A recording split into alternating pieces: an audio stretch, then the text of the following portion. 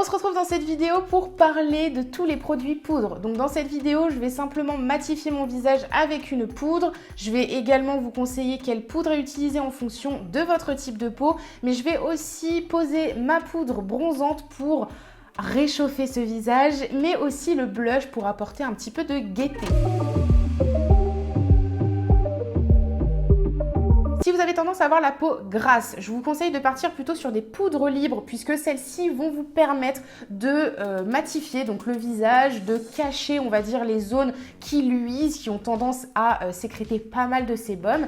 La poudre matifiante au premier abord quand vous la posez le matin, ça va vous faire un effet un petit peu plâtre, donc ça va tout simplement faire un effet très mat, mais tout au long de la journée, cette poudre va se réguler avec le sébum et ça va vous rendre un effet beaucoup plus naturel avec des effets de lumière puisque le matifiant plus le gras de votre peau de base va se mélanger et va créer quelque chose de beaucoup plus naturel avec des reflets de lumière beaucoup plus jolis. A l'inverse, si vous avez la peau sèche, dans ce cas-là, le fond de teint Glow que je vous ai conseillé précédemment dans la vidéo sur les fonds de teint peut suffire. Mais si vous avez très envie de matifier en plus votre visage, je vous conseille de partir sur des poudres compactes. Donc ce sont des poudres tout simplement pressées avec un fini légèrement gras qui va vous permettre d'apporter ce côté un petit peu gras nourrissant et qui va donc éviter que votre peau sèche de trop et ça va également éviter d'avoir un effet beaucoup trop mat. Si vous avez la peau à tendance mixte, c'est-à-dire qui luise au niveau de la zone T, je vous conseille de mettre de la poudre libre,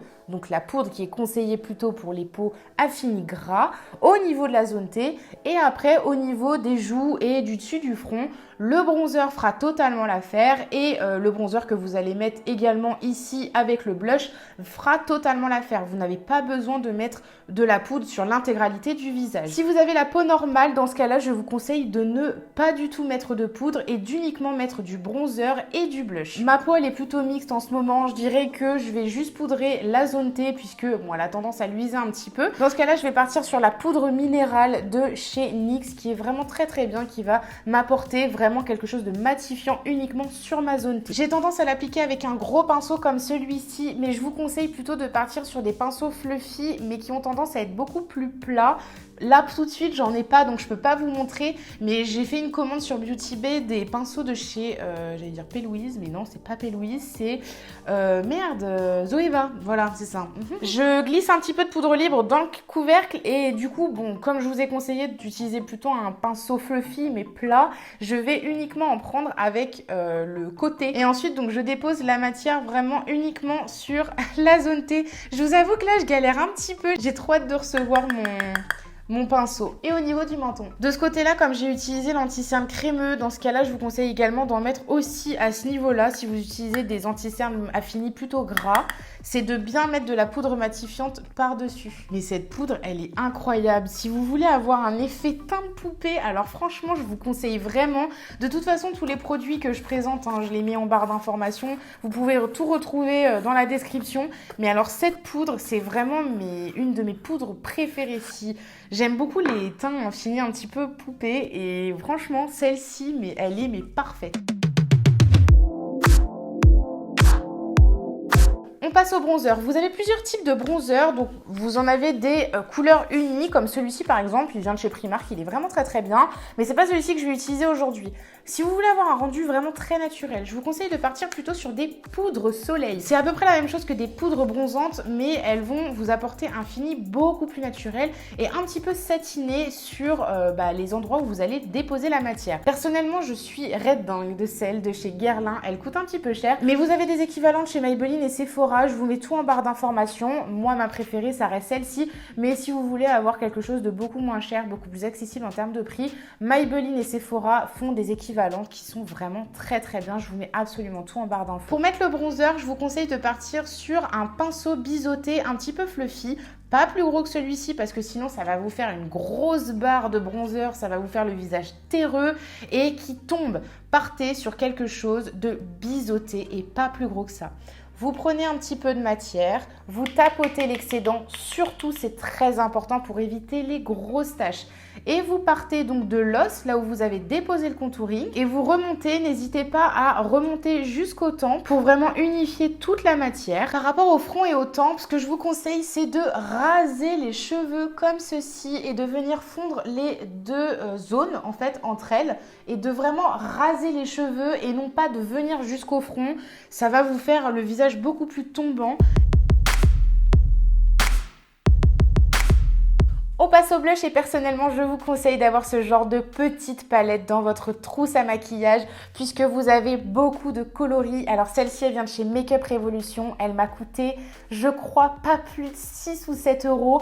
Vous avez énormément de coloris pour plein de looks en fonction aussi des saisons. Vous avez deux highlights juste au-dessus, des finis mat, des finis un petit peu satinés. C'est vraiment un idéal pas cher pour avoir vraiment plusieurs looks. L'objectif du blush, c'est vraiment de rehausser le visage, de lui apporter de la gaieté, quelque chose de beaucoup plus frais. Il n'y a aucune règle de couleur en fonction de votre teint. Vous mettez du blush en fonction du look que vous voulez créer.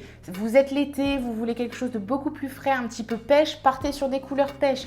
C'est l'hiver, vous voulez quelque chose d'un petit peu plus chaud, partez sur des couleurs plutôt chaudes. Vous voulez quelque chose de satiné, partez sur des couleurs satinées. Il n'y a vraiment aucune règle. Mais ce que je peux vous conseiller, c'est de partir sur une couleur qui se rapproche un petit peu, disons qui est dans les mêmes tons que votre bronzer pour que ça reste vraiment très naturel. Dans ce cas-là, moi je vais partir sur cette coloris-là, je trouve qu'elles sont plutôt similaires. Et le pinceau à utiliser, donc là c'est l'autre côté de celui-ci, c'est un double tête. C'est un pinceau fluffy, encore une fois pas plus gros que celui-ci parce que sinon vous allez avoir une grosse tache rose et c'est pas joli du tout. Vous partez sur quelque chose d'un peu arrondi, pas très gros. Celui-ci, les doubles têtes, il vient de chez Primark, il coûte pas cher, il fait l'affaire. Je l'ai lavé énormément de fois, il n'a pas perdu un seul de ses poils. Donc vraiment, les pinceaux de chez Primark sont topissimes et cruelty free aussi. Ça, c'est très important. Donc je prends un peu de matière, je tapote l'excédent, très important.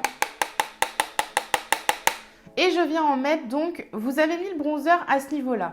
Je remonte un petit peu le pinceau, je pars de la fin de l'œil et je viens l'appliquer juste à cette zone-là. Je le remonte au niveau des tempes, n'hésitez pas, ça donne un effet encore plus naturel et super mignon. Et je fais des cercles comme ceci pour bien ombrer la matière, qu'elle se fonde bien avec la couleur de votre peau, la couleur du bronzer et que ça vous rehausse le visage. Il y a une tendance qui est d'en mettre sur le bout du nez. Alors ce n'est pas exactement d'en mettre sur le bout du nez qui est juste ici, mais plutôt sur le trait en fait qui est juste au-dessus du bout du nez. Vous pouvez le faire, ça donne un côté un peu plus frais, comme si vous aviez pris un léger coup de soleil, comme si vous rentriez de vacances. Mais personnellement, ça me fait ressortir le bout du nez. Donc si vous avez tendance à avoir le bout du nez très arrondi, je vous déconseille de faire ça. Ça vous fait un petit peu un nez clown. Donc franchement, moi je le fais pas. Mais si vous avez le nez un petit peu plus affiné, un petit peu plus droit ici, je vous conseille de le faire parce que vraiment c'est très très joli. On se rejoint dans la prochaine partie et je vais sauter la partie des sourcils puisque je vous ai déjà fait une vidéo très complète sur le sujet que je vous glisse également dans la playlist maquillage pour débutants. N'hésitez pas à la regarder si ça vous intéresse. Mais nous, on se retrouve donc dans la partie des yeux et mes sourcils du coup seront déjà faits. Je vous dis à tout de suite.